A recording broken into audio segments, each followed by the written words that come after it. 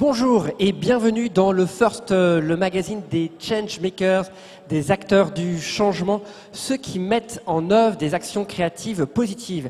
Alors ce soir, nous sommes dans un cadre très particulier. Nous sommes à l'espace Saint-Sauveur, une église désacralisée, dans le cadre du Prix Cube, le cri de la jeune création numérique internationale. Et pour ce First un peu spécial, nous avons deux invités ce soir. Stéphane Simon. Bonjour. Bonjour. Bonjour, vous dirigez le lieu du design et vous êtes accompagné de Jean-François Aimé, qui est designer. Bonsoir Jean-François. Bonsoir. Et je suis accompagné de Rémi qui a préparé cette émission ardemment, donc qui va vous poser un certain nombre de questions. Je serai là aussi pour compléter. Vous pouvez suivre les débats en live sur le site des Rendez-vous du Futur. Vous pouvez aussi le suivre sur les réseaux sociaux avec le hashtag RDVF comme Rendez-vous du Futur. Mais voilà, vous connaissez déjà ce mot-clé. Alors on va parler design, on va parler création. Peut-être pour commencer, Rémi, peux-tu nous dresser un petit peu le portrait de notre première invité, s'il te plaît? Oui, alors bonsoir à tous. Donc notre premier invité, c'est Stéphane Simon. Vous avez fait des études de management international en France, aux États-Unis et en Allemagne. Vous avez exercé notamment des fonctions de responsable export et consultant pour les industries de création. Et vous avez été aussi responsable de la communication art et culture pour la ville de Nancy pendant plus de 10 ans. Et puis alors, vous êtes impliqué dans donc, le lieu du design dont on va parler depuis sa fondation, depuis 2009, et vous le dirigez maintenant depuis 2015. Parallèlement, il faut le dire, vous exercez aussi une pratique de designer indépendant depuis plus d'une quinzaine d'années, avec des réalisations dans le domaine notamment des arts décoratifs et du mobilier urbain. Alors tout d'abord, la première question qui s'impose, on va parler du lieu du design. Qu'est-ce que le lieu du design? Pourquoi c'est né et qu'est-ce qu'on y fait? Alors comment est né le projet? Oui, bonsoir Rémi. Alors, merci de cette invitation. Tout d'abord, effectivement, le lieu du design, comme vous l'avez dit, remonte à 2009. Volonté du Conseil régional d'Île-de-France et des conseillers régionaux à l'unanimité de créer un lieu central à Paris avec 3 ambitions majeures, parmi lesquelles être un lieu de rencontre et de fédération de l'ensemble des acteurs du design. Ça veut dire bien évidemment les designers, les entreprises, les laboratoires de recherche, les étudiants en design, et on a à Paris et en Île-de-France parmi les meilleures écoles de design au monde. Une deuxième mission, mais on y reviendra certainement, qui est d'accompagner et d'inciter les entreprises du territoire à faire davantage appel au design, donc mission économique. Et troisième mission, d'informer le grand public, mais aussi les professionnels, les décideurs, à travers un espace d'exposition, de toutes les formes de design existantes, sachant qu'on pense souvent que le design se résume à l'esthétique et au domaine du mobilier, de l'art, du luxe, alors qu'en fait, le design couvre une vingtaine de champs différents, et c'est ce qu'on essaie de montrer à travers aujourd'hui notre 27e exposition, mais je pense qu'on y reviendra également. Tout à fait. Alors justement, on va revenir sur un des aspects que vous développez. Vous dites que le design est au cœur de toute stratégie d'innovation. Alors il y a même d'ailleurs sur le site du lieu du design une rubrique qui s'appelle Aide à l'innovation. Je rappelle quelques chiffres qui vont permettre d'alimenter le débat, qu'on retrouve d'ailleurs sur le lieu du design, sur le site du lieu du design. Donc le design concerne 4000 entreprises et plus de 300 000 emplois. Il génère à peu près 2,5 milliards d'euros. Et pourtant, on voit que la pénétration du design dans les TPE, PME, elle reste très faible. Environ 60% des entreprises françaises n'ont jamais eu recours au design et moins de 20% d'entre elles considèrent le design comme n'étant pas stratégique. Alors la question que je vais vous poser, c'est comment inciter ces entreprises à innover par le design et justement à intégrer le design comme un outil de développement stratégique et économique? Alors effectivement, c'est une des missions qui a été confiée au lieu. Suite aux chiffres que vous venez de citer, qui sont assez alarmants, c'est-à-dire qu'on a un vrai retard par rapport à nos concurrents étrangers. Vous parlez de la Grande-Bretagne, des États-Unis, de l'Allemagne, même de la Chine, qui est très à l'affût de tout ce qui se passe en termes d'innovation et de design. Et on a à convaincre, non pas les grands groupes, les décideurs qui, eux, ont très très bien compris depuis longtemps dans le domaine de l'automobile, du luxe, de la pharmaceutique, en quoi le design pouvait être une valeur ajoutée, mais surtout le tissu des PME, PMI locales au niveau région Île-de-France, mais également au plan national, puisque ça concerne effectivement tout le territoire. Les chiffres que vous avez cités sont des chiffres nationaux, en tout cas pour les 60% d'entreprises qui n'ont jamais fait appel au design. Et nous avons pour mission d'expliquer de casser cette idée préconçue de le design ça coûte cher, le design c'est ultra créatif, le design, alors ça l'est ultra créatif bien évidemment, mais ce n'est pas de l'art, il faut le rappeler, ce n'est pas que de l'art, ça peut l'être, mais pas seulement, c'est avant tout de l'innovation, et de l'innovation qu'on qualifie d'immatérielle, c'est-à-dire de non technologique, même si Jean-François nous parlera certainement aussi de cette dimension technologique que peuvent avoir les designers aujourd'hui, de plus en plus.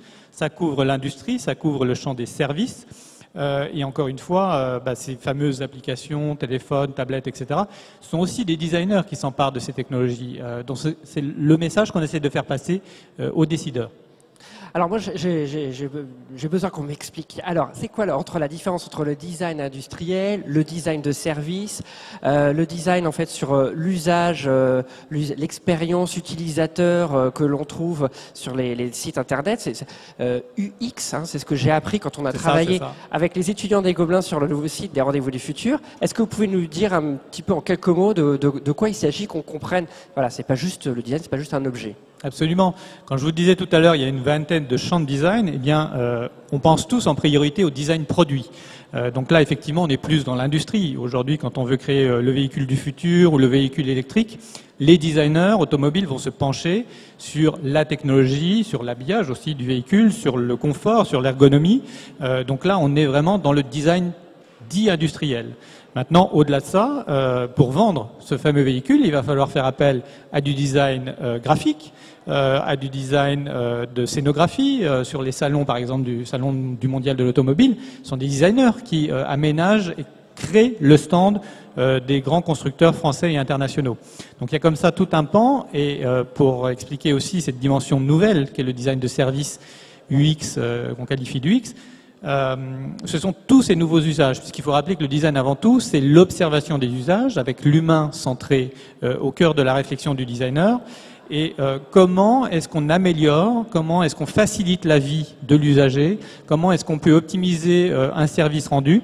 On pense tous à un des exemples les plus marquants à Paris, qui est le Vélib, par exemple. Et bien là, on est au cœur à la fois d'un design industriel de produits, puisque c'est un designer qui a créé les vélos, les bornes, mais aussi toute l'application. Quand vous allez à la borne réserver effectivement votre vélo, eh bien il y a toute une application qui défile pour réserver le temps, pour payer, etc.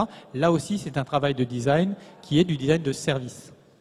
D'accord, merci. Déjà, c'est un peu plus clair pour moi. Alors, j'ai une autre question, parce que j'ai découvert autre chose. Dans les entreprises, on teste de nouvelles méthodes de travail ou de création, ou parfois de cohésion entre les collaborateurs. Et j'ai pu être amené, notamment en marge des First, à tester le design thinking, où autour d'un projet, on fait du prototypage, on teste des choses. Le design thinking, c'est quelque chose qui vient aussi du design, ou pas? Alors, il y a un vrai débat aujourd'hui, c'est intéressant votre question, parce qu'il y a un vrai débat qui d'ailleurs, pas plus tard qu'hier, dans le Monde d'hier, vous aviez un supplément de 8 pages sur l'entrée du design thinking dans les écoles d'ingénieurs et de commerce comme nouvel outil de créativité. Et le débat qui se pose aujourd'hui, puisque c'est une méthodologie qui vient des États-Unis, voilà, qui a été créée là-bas, c'est de savoir si les designers cautionnent ce fameux design thinking, au sens où aujourd'hui, on parle plutôt, ou on pense plutôt design doing. C'est-à-dire que le design thinking est fait pour réfléchir à des problématiques, pour observer encore une fois les usages, mais les designers sont plutôt partisans, mais peut-être que Jean-François a un point de vue là-dessus, et ça m'intéresse de l'entendre, sur le faire plutôt. Bien sûr, il faut de la réflexion en amont, il faut analyser les besoins, savoir si finalement la copie qu'on va rendre en termes de design correspond aux attentes des consommateurs. Mais malgré tout, à force d'être trop dans la réflexion, et nous avons nous-mêmes animé un débat au lieu du design, je vous parlais tout à l'heure de ces fameuses rencontres et débats, qui avaient pour titre « Design Thinking, une vraie évolution » ou « Arnaque sémantique ».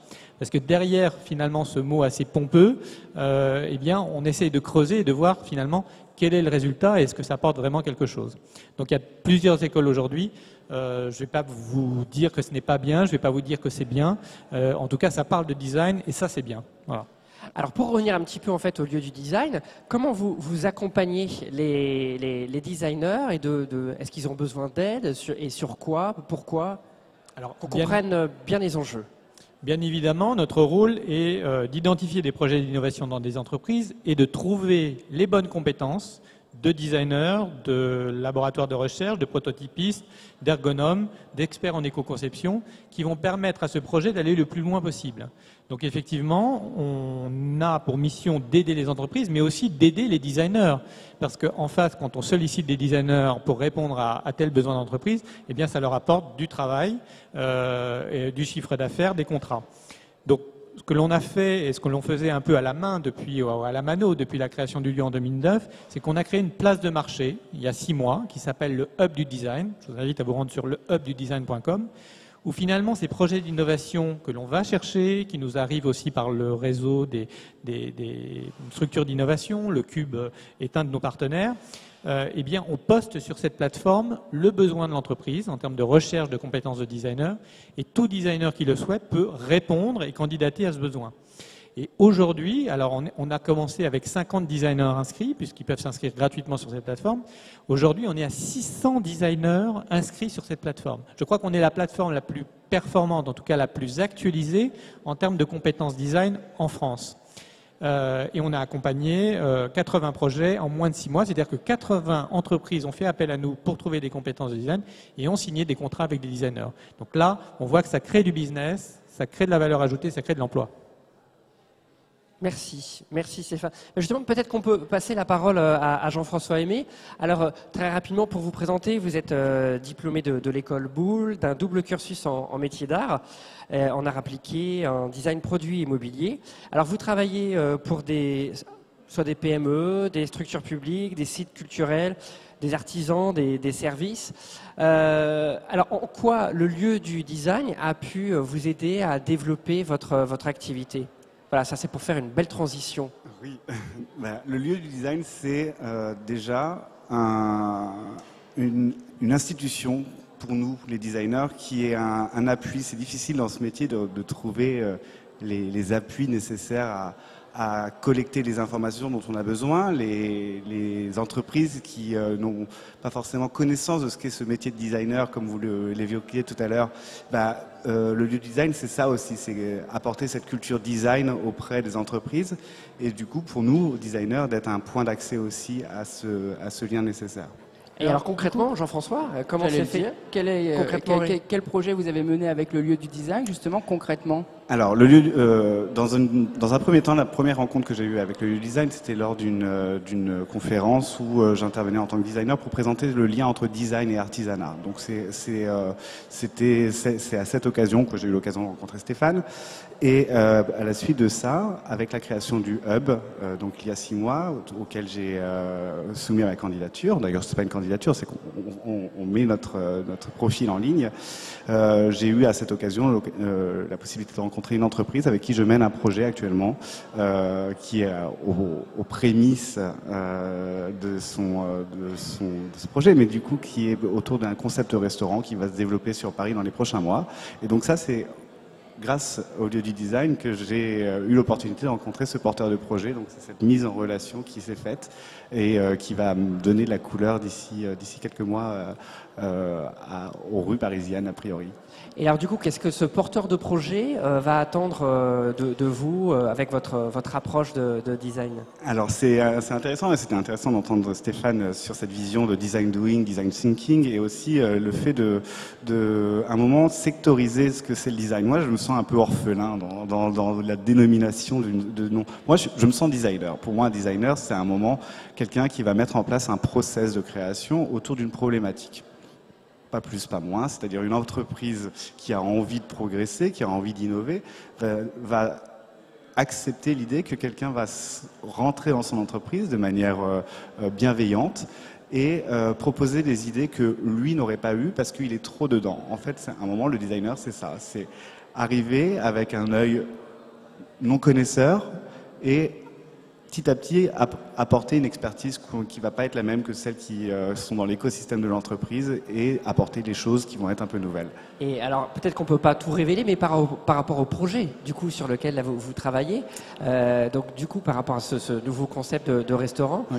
Qu'est-ce que vous allez apporter? C'est des choses Alors, sur ce projet, pourquoi? C'est aussi tout l'intérêt, c'est qu'à un moment, pourquoi je donne pas trop d'informations sur ce projet? C'est parce que ce porteur de projet, à un moment, est face au hub avec différents designers et il a le choix en fait. Et donc, il nous a soumis, il nous a mis en concurrence avec d'autres designers. Donc aujourd'hui, il est en réflexion. Voilà. Alors, mais le projet, quand je dis on, c'est parce qu'un designer, c'est aussi la possibilité de fédérer ses compétences avec d'autres. Effectivement, moi, je suis plus à l'aise dans la stratégie. J'aime envisager un projet et le projeter dans un futur plus ou moins long.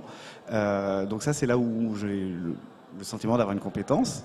Et par contre, quand il faut mettre tout ça sous forme d'illustration, le fait de le singulariser par une identité, ben voilà, là je vais m'entourer de personnes qui auront la compétence que j'ai pas. Alors peut-être on peut parler de projets dont on peut parler justement, oui. Et à travers une question que j'avais envie de vous poser, parce que vous parlez souvent dans les différentes interviews que j'ai pu lire sur vous, que la notion d'innovation était indispensable dans le design. Alors comment intégrez-vous dans vos créations cette notion d'innovation? Et peut-être au passage, peut-être nous parler du projet que vous aviez fait avec un fromager. C'était vraiment hyper intéressant. Alors pour moi, innovation, je le prends comme un mot qui n'est pas technologique ou technique. Innovation, c'est le souhait de passer d'un état à un état plus nouveau, plus updaté, en fait.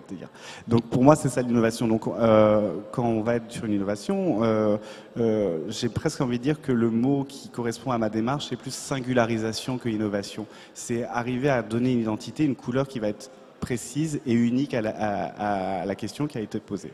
Donc ça, c'est un peu voilà ma manière d'envisager l'innovation. Et par rapport à ce projet donc mené avec un fromager parisien, c'est un projet qui alors je suis normand. En tant que normand, on a tous une affection auprès du fromage et particulièrement du camembert. Et le hasard a fait que j'ai rencontré un fromager qui avait le souhait de s'identifier comme un fromager qui propose autre chose, qui n'est pas le fromager de tous les jours, mais qui a le souhait de porter son métier plus loin, plus haut. Et à partir de là, on a dessiné ensemble un scénario de ce qu'est un produit qui accompagne un produit fromager vu autrement. Et donc ça a donné naissance toute une gamme d'objets pour la dégustation notamment du camembert, complètement revisité. Et c'est intéressant de voir vraiment le lien entre la nourriture, la façon de consommer et cet objet symptomatique français du camembert. Exactement, c'est à jouer des symboles, à arriver à mettre une forme sur une sensibilité et la pousser avec un registre qui va être entre innovation et tradition de ce projet. Et j'avais une toute petite dernière question par rapport au numérique, avant de passer à la partie exposition du lieu du design. Qu'est-ce que vous permet de faire aujourd'hui le numérique que vous n'auriez pas pu faire si le numérique n'était pas là? Alors, Stéphane va en parler certainement. C'est vrai que le prototypage 3D est une vraie avancée pour les designers. C'est-à-dire qu'avant d'être dans la finalité produit, on peut faire des prototypages et beaucoup plus qu'on ne pouvait le faire avant. Donc ça, c'est une vraie avancée. Sur le numérique, d'une manière générale, et moi, ça, j'entends effectivement les impressions 3D, j'entends aussi les applications, tout ce qui va être volet de diffusion par les réseaux sociaux et tout ça. C'est une nouvelle approche pour un projet. C'est-à-dire que dorénavant, on ne voit plus le produit comme quelque chose qui va être vendu uniquement sur une étale, mais on va l'envisager dans sa globalité, comment à un moment il va être perçu, quel va être le message, le mot qui va accompagner ce produit. Et ça, c'est une vraie avancée pour nous. Et donc, du coup, chaque projet, le numérique est devenu un élément à part entière et qui est souvent placé à la base. Ça fait quelques années que c'est déjà le cas et c'est vrai qu'on sent le truc. Après, j'avoue que moi, j'aime aussi être rebelle et me dire quand je fais du numérique, mais qu'est-ce que je peux faire aussi autrement sans numérique? Et ça, c'est toujours les choses. J'invite les internautes qui nous regardent à aller visiter votre site et regarder ce que vous faites. Il y a aussi une dimension justement classique et à la fois très innovant, très numérique. Vous avez ce lien entre, je trouve, entre les deux. Donc voilà. Merci. Alors pour revenir peut-être à un sujet numérique là, qui était abordé, on a parlé d'impression 3D. Stéphane, je crois que vous organisez actuellement une exposition sur ce thème, l'impression 3D, l'usine du futur. Alors pourquoi ce choix? Effectivement, on a inauguré le 31 mars dernier la première exposition française sur l'impression 3D, en partenariat avec le Centre Pompidou. Et c'est une idée qui nous a été soumise par le commissaire de l'exposition François Brumand il y a un an et demi. On a travaillé un an en amont, sachant qu'on sentait une montée en puissance de ces technologies, moins en France justement. Donc notre décision a été de s'emparer de ce sujet pour faire prendre conscience à travers 70 exemples qui viennent du monde entier et qui démontrent comment l'impression 3D est en train de révolutionner à la fois nos vies en tant qu'usagers, mais surtout la vie des industriels qui s'emparent de ces technologies. Donc comment et pourquoi surtout ces entrepreneurs doivent absolument comprendre ce message de l'impression 3D ouvre les portes de l'usine du futur, voilà, et qu'il ne faut pas rester derrière, mais qu'il y a un train à prendre en marche et que c'est vraiment le moment. D'ailleurs, on parle souvent de la 4e révolution industrielle en parlant de l'impression 3D. Et l'exposition appelle sur l'urgence à développer des stratégies nationales justement pour développer, pour rattraper en fait le retard de la France dans cette industrie-là. Alors même que vous, justement, vous rappelez que la France est à l'origine de nombreux brevets qui sont déposés. Comment expliquer ce retard de la France par rapport à cette technologie ? Alors, c'est assez simple. Le premier brevet au monde sur l'impression 3D est français. Il remonte à juillet 1984. Il se trouve que, malheureusement, comme c'est souvent le cas en France, et on ne peut que le regretter ou le déplorer, eh bien, personne n'a cru à cette innovation. Voilà. Et qu'un mois plus tard, en août 1984, eh bien, une société ou des inventeurs aux États-Unis déposaient un brevet quasi équivalent au brevet français. Et là, tout de suite, voilà, les États-Unis ont compris l'enjeu, les possibilités inouïes, infinies que allait représenter l'impression 3D, parce qu'il y a eu des vraies évolutions technologiques aussi. Ça, le fait marquant, si vous voulez, et ce qu'on montre dans l'exposition, c'est que au départ, l'impression 3D servait à réaliser des prototypes. Donc, on rejoint la profession de Jean-François en tant que designer, c'est-à-dire qu'on gagne du temps parce que grâce à un prototype réalisé en une journée ou en quelques heures, on peut valider forme, fonction, modifier à loisir. Et de cette technologie d'origine, on est passé aujourd'hui à de la fonctionnalité. C'est-à-dire que l'impression 3D aujourd'hui permet à hauteur de 35% la création de produits directement utilisables dans tout un tas d'industries. Un seul exemple, on montre dans l'exposition un accoudoir d'Airbus A320 réalisé en impression 3D métal. Eh bien, il y a quelques mois, cet accoudoir n'existait pas. Grâce à l'impression 3D, Airbus réalise cet accoudoir qui permet, sur chaque pièce, de gagner 44% de poids. Donc vous imaginez que cet accoudoir remplaçant tous les anciens dans les Airbus A320, le gain de poids pour l'appareil, fois 300 sièges ou 1000 sièges dans un appareil, et quelles sont les répercussions ultra positives en termes de consommation de carburant, puisque si vous êtes plus léger, forcément vous allez consommer moins, et aussi l'impact pour le consommateur final qui, logiquement, devrait payer moins cher son billet d'avion. Si on consomme moins de carburant, forcément, on peut imaginer que le billet sera moins cher. Merci Stéphane. Rémi, une toute petite dernière question. Une toute petite dernière question que j'avais envie de vous poser, parce que c'est vrai que les expositions du lieu design sont importantes pour le public, pour qu'ils puissent connaître, appréhender, voir les designers, les rencontrer. Est-ce que ce sera la dernière exposition du lieu du design ? Malheureusement, effectivement, suite à différentes décisions aujourd'hui, c'est la dernière exposition du lieu du design. J'espère qu'il y en aura d'autres. En tout cas, c'est la dernière dans nos murs. On s'ouvre à d'autres perspectives de collaboration à l'extérieur qui ne nous interdit pas justement d'être partenaires d'autres lieux. Peut-être qu'un jour on fera quelque chose ensemble avec le Cube et je le souhaite très sincèrement. Voilà.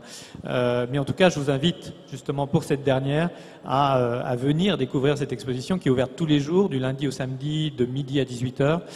C'est fascinant à la fois pour les adultes que nous sommes, mais aussi pour les enfants. Il y a des mains robotisées qui fonctionnent toutes seules et qui ouvrent aussi des perspectives inouïes. Voilà, donc c'est une belle expérience à faire et à vivre. Merci beaucoup pour ce regard et ces actions de mise en relation de designers, d'entreprises, de porteurs de projets. On va passer tout de suite à la chronique coup de cœur. Jingle.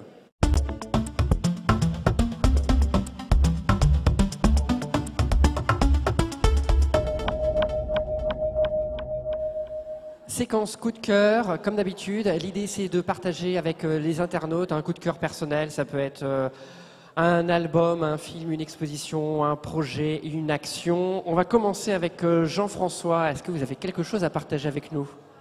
Alors, comme toujours, il y a énormément de choses à voir, à vivre. Là, je vous ai envie de faire un coup de cœur extramuros qui vous emmène à New York avec l'expo Anima qui a lieu au Invisible Dog, menée par Prune Nourri.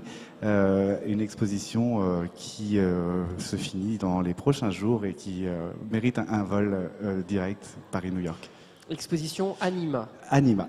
D'accord, merci beaucoup. Oui. Vous pouvez avoir des informations en tapant Anima, Invisible Dog sur le Google. Vous trouverez des petits teasers qui sont très intéressants, qui mêlent magie, installation numérique et organique. Merci Jean-François. Stéphane, un coup de cœur ? Un coup de cœur, oui, un ouvrage de Yehudi Menuhin, vous savez, ce grand violoniste génie, puisque à l'âge de 7 ans, il était déjà invité sur tous les plateaux de la Terre, en tout cas toutes les scènes mondiales de la Terre pour se produire, qui a écrit un très beau livre sur la place de l'art et de la créativité pour, en gros, sauver un petit peu le monde. Il décrit dans ce livre des notions très belles, à la fois d'humanisme, de la place, effectivement, de la créativité. Il la défend et comment, effectivement, ça peut être une des solutions possibles à toutes les turbulences que l'on vit aujourd'hui, et on ne peut que souscrire à cette belle idée. Merci Stéphane. Je vais faire circuler l'information d'un côté à l'autre. Rémi, et toi ? Moi, un coup de cœur pour un photographe que j'ai découvert au festival Circulation, un festival que j'aime beaucoup, qui est un festival pour la jeune photographie européenne, qui a lieu à la fois au 104 et dans les stations de métro. Donc vraiment en entrée libre, vous pouvez voir plein de jeunes photographes venus de partout en Europe. Et donc le photographe qui a mon coup de cœur, c'est Laurent Cronenthal, avec des photographies de grands ensembles qui ont été faits dans les années 60, 70, qui avaient une sorte de promesse du futur comme ça, quelque chose de positif. Et alors là, il les déshumanise pas, mais on voit à quel point finalement cette promesse a peut-être pas été tenue. Et en même temps, il y a une sorte de rétro-futuriste comme ça qui plane dans ces photos, et c'est vraiment très intéressant, une atmosphère assez particulière. Voilà, donc j'invite à aller voir au festival Circulation. Merci Rémi. Eh bien, écoutez, pour finir, moi, mon coup de cœur, c'est un chemin.